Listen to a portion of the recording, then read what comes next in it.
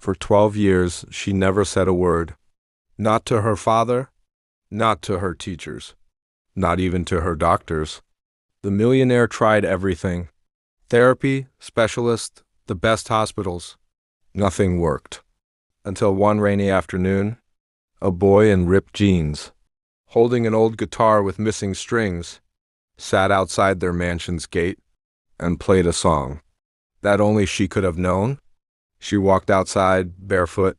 Her lips trembled, and she whispered her first word. Her father, Richard Halden, was one of the richest men in the city, CEO of Halden Enterprises, owner of skyscrapers, but none of it mattered to him, because his only daughter Layla hadn't spoken a word since she was 2. Doctors called it selective mutism. Therapists tried every method. Speech lessons, music therapy, even sign language. She would only stare with wide, distant eyes, as if she was trapped in a world no one else could see. Richard built her a private garden. He brought in exotic birds, musicians, even circus performers. But nothing broke her silence. Then, one gray afternoon, rain tapping against the windows, Richard sat in his study, going over yet another medical bill. That's when he heard it. A faint melody drifting in from outside. Not the polished sound of a professional musician, but raw, almost broken, as if every note carried a piece of someone's soul. He stood, walked to the window, and saw him.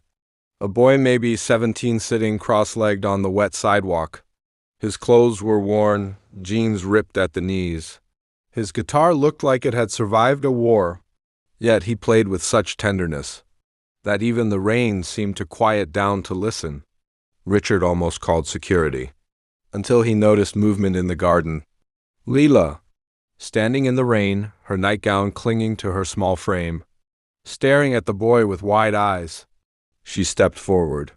Then again, and without shoes, without hesitation, she walked straight to the gate. The boy looked up, surprised, and kept playing.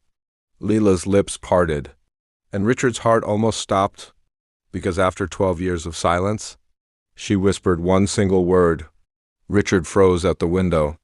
He wasn't even sure he had heard it right, but the sound of that single, trembling word was enough to send him rushing outside.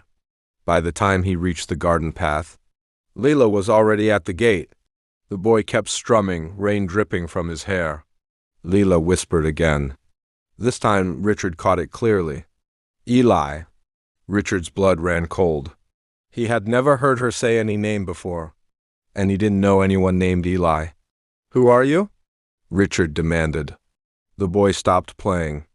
Up close, Richard noticed his eyes, gray, almost silver, but warm. The kind of eyes that felt like they belonged to someone who had lived 100 lives. I'm just, passing through, the boy said quietly, but his voice carried something Richard couldn't place. A familiarity, as if they'd met before in another lifetime. Do you know my daughter? Richard pressed. The boy's gaze flicked to Layla. She was standing so close to him now. Her fingers curled around the cold iron bars. Her eyes locked on his guitar. Instead of answering, the boy began to play again. A different melody this time. Gentle, haunting. Richard didn't recognize it, but Leela did. Her small hands gripped the bars tighter. Tears slid down her cheeks. And then she began to hum. Richard's knees nearly buckled. His daughter, silent for 12 years, was humming along with a complete stranger. When the song ended, the boy stood, slinging the battered guitar over his shoulder. I should go, he said. But Leela reached out, her voice trembling. Don't. Richard didn't know who this boy was, but one thing was certain. He was the first person to reach Layla in over a decade, and he wasn't going to let him disappear without answers. Richard's hand shook as he led the boy inside. Layla followed without hesitation, her bare feet silent against the marble floor. The moment they stepped into the warm living room, the boy looked around not with curiosity, but with recognition. You've been here before? Richard asked sharply. The boy hesitated. Layla, however, walked straight to the old piano in the corner. She sat down, her fingers hovering above the keys. Richard's breath caught. She hadn't touched that piano since that night. The boy knelt beside her, gently guiding her fingers to the right chords. And then, together, they played the same melody from outside. Richard felt like the walls were closing in. He knew this song. He had tried to forget it for years. It was the lullaby his wife used to sing to Leela. Before the accident, when the last note faded, Leela whispered again. "Eli." Richard's voice cracked. "Why is she calling you that?" "Eli is." He stopped himself. The boy looked him dead in the eyes. "Eli was my father's name." The room went still. Richard's throat tightened. It couldn't be, because Eli had been his best friend, the man who had saved his life, the man who had died in the same accident that had taken his wife's voice forever. Yet here was this boy, with Eli's eyes, Eli's music, and Lila's trust. And Richard suddenly realized the boy might be carrying a truth about that night that Richard had never been ready to hear. Richard's mind was racing. The boy, this stranger, had just ripped open a wound he'd spent years trying to stitch shut. He poured 3 glasses of water, hands trembling so badly that one nearly slipped. The boy caught it mid-air, the same quick reflexes Eli used to have. Richard sat across from them. His voice was low, guarded. "Tell me, who sent you here?" The boy didn't answer right away. Instead, he reached into his pocket and pulled out a folded, worn photo. Richard froze. It was the old picnic photo. Him, his wife, baby Lila, and Eli. Only there was a shadowy figure in the far corner of the image that Richard didn't remember being there. "My father kept this," the boy said softly. "He told me that one day I'd have to find the man in the picture." He pointed at Richard. Richard swallowed hard. "Why?" The boy's eyes glistened. "Because my father said you were the only one who knew the truth about my mother's death." Richard's heart dropped. He had never told a soul about what really happened that night. But now, looking at this boy, seeing Eli's stubbornness in his jawline, Richard knew he couldn't keep the secret buried any longer. His voice shook. "Your father, Eli, he didn't die the way everyone thinks, and neither did your mother." Layla tilted her head, eyes wide and searching. The boy leaned forward. "What do you mean?" Richard took a deep breath, and for the first time in 15 years, he began to tell the story of the night the accident changed everything, and why Eli had sacrificed everything to protect a truth that could still destroy lives today. Richard's hands clenched together. He couldn't meet their eyes at first. The memories were too heavy, too sharp, like glass he'd been holding onto for years. "That night," he began, "it wasn't a car accident." Leela's breath caught. The boy stayed perfectly still. "Your mother, she found something. Something about the company I worked for. A fraud so big it could have ruined men. Worth billions." Richard's voice cracked. "She came to me, scared out of her mind. Eli followed her, holding you, Lila. You were just a baby then." He finally looked at the boy. "Your mother wasn't supposed to be there. She was meeting Eli that night. He was trying to get her out of town." The boy's brow furrowed. "My mother knew Eli?" Richard nodded slowly. "They were more than friends. She trusted him. He promised to protect her and the evidence she carried. But someone else found out." Richard's throat tightened. "They ran us off the road? I crawled out. Eli, he got you out, Lila. But your mother?" His voice broke. "She didn't make it." The boy's jaw clenched. "So the men who caused it? They're still out there," Richard admitted. "They run companies, sit on boards, shake hands with presidents." Leela's eyes filled with tears. "Why didn't you tell me?" "Because if they knew you remembered anything, they'd come for you. And Eli made me swear I'd let you grow up believing it was an accident. He said the truth would kill you before it set you free." Silence wrapped around the room. The boy stared at the photo in his hands. Then he looked up. I didn't just come here for answers. I came here to finish what my father started. Richard's eyes narrowed. What do you mean? The boy reached into his backpack, and this time he pulled out a small black flash drive. This, he said quietly, is the evidence my father died for. It's everything they tried to bury, and we're going to bring them down together. Richard stared at the flash drive like it was a live grenade. His fingers twitched, but he didn't take it.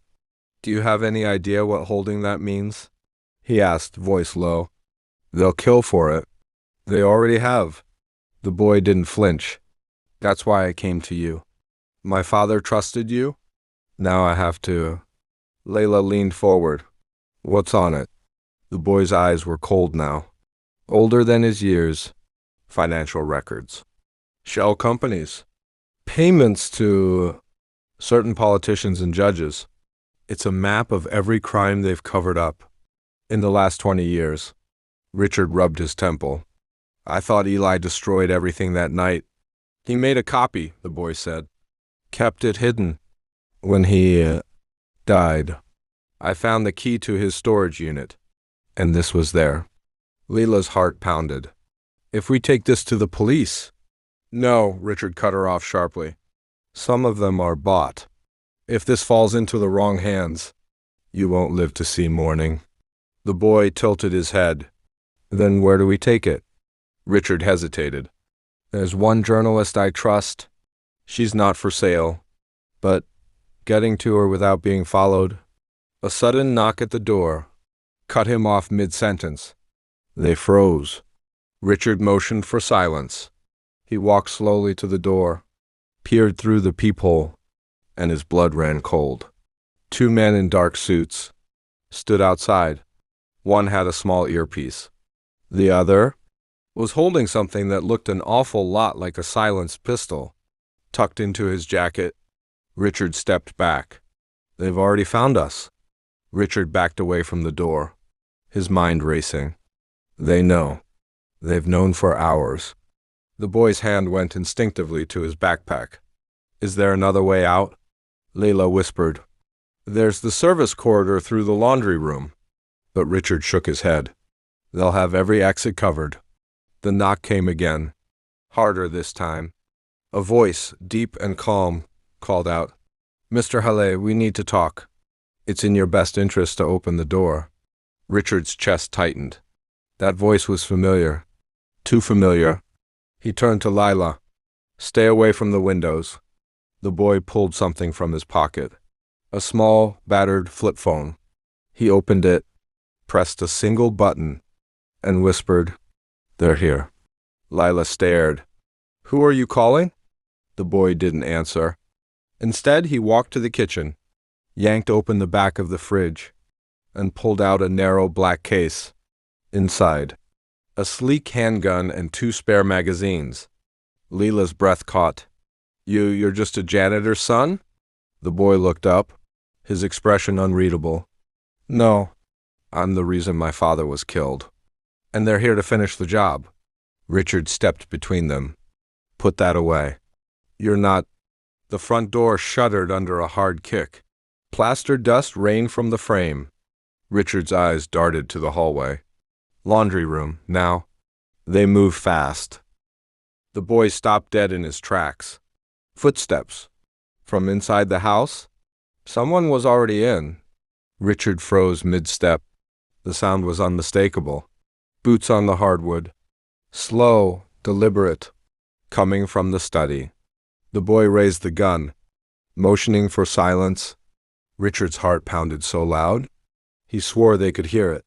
From the shadows of the hallway, a figure emerged, tall, broad-shouldered, and smiling like he owned the place. Finally, the man said, his voice dripping with ease. I was getting tired of waiting. Leela's face drained of color. Mr. Avery. Richard's stomach turned. Avery, his oldest business partner, the man he trusted with contracts, investments, even secrets. Richard began, but Avery cut him off with a raised hand. Save it. This isn't personal. You've been sitting on something. The people I work for want. And unfortunately, his eyes slid to the boy. It came home with you. The boy's grip on the gun tightened. You sold us out. Avery chuckled. Kid, I was never on your side. Your father died because he opened the wrong maintenance hatch. You're just, a loose end. The knock at the front door turned into a bang as the hinges groaned. Avery stepped back, pulling a slim black earpiece from his coat. They're here. Do yourselves a favor, don't fight. But the boy didn't lower the gun. Instead, he whispered to Richard, Laundry chute. Basement exit now. Leela's eyes widened. That's suicide. Crash! The front door blew inward. 3 masked men in tactical gear stormed in. And Avery? He just smiled and stepped aside to let them pass. The boy didn't wait. He yanked Lila toward the laundry room, Richard stumbling after them. Boots thundered through the hallway above, shouts in clipped military tones. Metal clinked rifles. Richard's lungs burned as the boy threw open a narrow chute door. Feet first, dropped straight down. Lila hesitated, but one look at the shadows, moving toward the kitchen door, made her decide. She slid in and disappeared. Richard followed, his body scraping the metal sides, and landed hard on the basement floor. The boy landed silently beside them. Without a word, he slung his backpack forward and unzipped it. Richard expected food, clothes, something practical. Instead, his breath caught. Inside was a thick leather folder, its edges worn, its clasp broken. Papers bulged out, documents stamped with a golden crest Richard hadn't seen in years, the crest of Valmont. Richard's voice trembled. Where did you get this? The boy didn't answer. Instead, he shoved the folder back, slung the backpack over his shoulder, and moved toward the old coal door. But before they could reach it, the basement window shattered. A black-clad figure dropped in. Rifle aimed. Lila screamed. The boy stepped in front of her, eyes locked on the intruder.